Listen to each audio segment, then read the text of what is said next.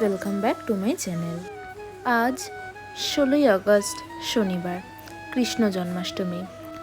সকাল সকাল ঘুম থেকে উঠে স্নান করে শুদ্ধ বস্ত্র পরে চলে গেলাম ভাইদেরকে নিজে স্নান করাতে।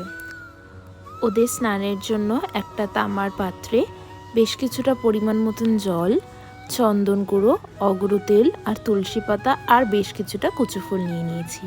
তারপর একে একে আমি তিনজনকে স্নান করিয়ে সকালে ওদের জন্য যে নতুন জামা কিনেছিলাম সেই জামাটা পরিয়ে ওদেরকে সুন্দর করে সাজিয়ে দিলাম।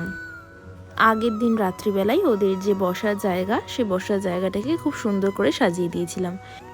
স্নান করে নতুন জামা তো পরে ফেলেছে, এবারে একটু সাজুগুজু না করলে হয়। সবাইকে খুব সুন্দর করে ওদের জন্য যে নতুন গয়নাগুলো কিনেছিলাম সেগুলো দিয়ে সাজিয়ে দিলাম। নতুন হার, নতুন চুড়ি, নতুন চুল, নতুন মুকুট, একেবারে রাজা। প্রথমে ছোটটাকে সাজালাম, তারপরে বড়টাকে, তারপরে একদম পুচকিটাকে সাজিয়ে নিলাম আমার নিজের মনের মতো করে।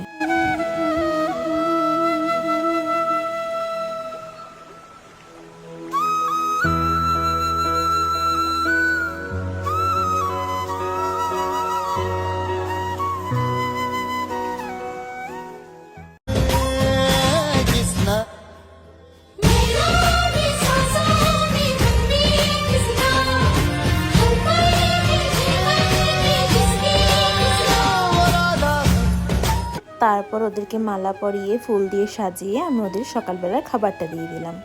মা আগের দিনকে ওদের জন্য চিজ বিস্কিট এনে রেখেছিল, তাই সেই চিজ বিস্কিট আর মায়ের আগের দিনে করে রাখা তালের বড়া করে ওদেরকে খেতে দিয়ে দিলাম সকালের খাবার। তারপর আরতি করে আমি আর মা বসে পড়লাম বিকেলের জন্য জিনিসপত্র রেডি করতে। সকালের পুজো দিতে দিতেই দিদি চলে এসেছিল বাড়িতে, তাই মা ওদিকে কাজে বাজে ব্যস্ত ছিল বলে দিদি বলল চলো আমি তোমার সাথে কাজ করে দিই। তো আমি আর দিদি মিলে তারপরে সব গুছানো কাছানো করে নিলাম। প্রথমে একটা পুষ্পপাত্রে গোপালের বিকেলবেলা যে মালাগুলো পরাবো সেইগুলোকে একটা পাত্রে আলাদা করে নিলাম। আর এই যে গামলাটা দেখছো, আমি এখানে সব তুলসী পাতাগুলোকে ধুয়ে রাখলাম যাতে পরে খাবার দিতে গিয়ে অসুবিধা না হয়।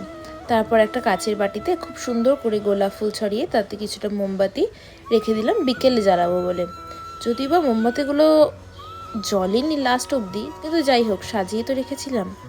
ফুল গোছাতে গিয়ে খেয়াল করলাম আমি 7খানা গোপালের ফুলের মুকুটুক নিয়ে চলে এসেছি। জানি না, হয়তো ভুল করে চলে এসেছিল, তাই জন্য ভাবলাম বিকেলের জন্য দুটো রেখে দিই, বাকি আর দুটো এখনই পরেই দিই।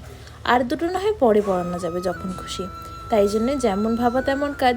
তাই গোপালদেরকে দুটো মুটুক, ছোটোটাকে একটা আর বড়টাকে একটা পরে দিলাম। একদম ছোটোটার মুকুট তো পাওয়া যায় না, ওইটুকুনি পুচকি সাইজের, তাই জন্য ওই দুজনকে আমি গোপালকে মুকুট দুটো পরিয়ে দিয়েছিলাম। আমাদের এসব করতে করতে মায়ের ওদিকে কাজ শেষ হয়ে গেল, তাই আমি এদিকে ফুল গোছাতে থাকলাম, দিদি পুষ্পপাত্রটাকে সাজিয়ে নিল, আর মা ওদিকে ফলগুলো কাটতে বসে গেল। তারপরে মা লোকনাথ বাবুর জন্মদিন বলে লোকনাথ বাবুর জন্য একটা আলাদা করে ধুতি নিয়ে এসেছিল, তাই ওটাকেও আমি পরিয়ে দিলাম, সাজিয়ে দিলাম লোকনাথ বাবুকে। আগের দিন গোপালের যে দোলনাটা কেনা হয়েছিল এবছর নতুন, সেটাকেও আমি ফেক ফুল দিয়ে সাজিয়ে দিয়েছিলাম।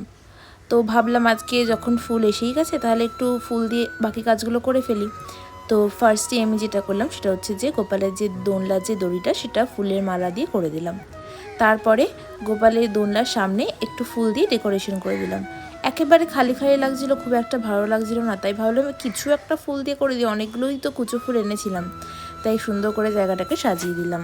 তারপর সব শেষে ঘরটাকে পুরোটা পরিষ্কার করে মুছে গোপালের ফুলমালা, গোপালের ভোগ, গোপালের জন্য আনা মিষ্টি, গোপালের স্নানের জিনিসপত্র, গোপাল বিকেলবেলা যেগুলো পড়বে সব জিনিস একসাথে রেখে ঘরটাকে পরিষ্কার করে ফেললাম।